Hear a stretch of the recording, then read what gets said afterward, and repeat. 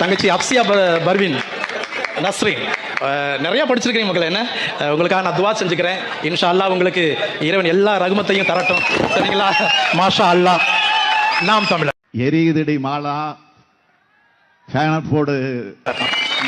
அளவற்ற அருளாளரும் நிகரற்ற அன்புடையோனுமாகிய நம்முடைய ஈசனின் திருப்பெயரால் உங்கள் அனைவருக்கும் வாழ்த்துக்கள். திருத்தூதர் பணிகள் 4:20. நாங்கள் கண்ணார கண்டவைகளையும் காதார கேட்டவைகளையும் எங்களால் எடுத்துரைக்காமல் இருக்க முடியாது. இது திருவிவிலியம் கூறும் வாக்கு.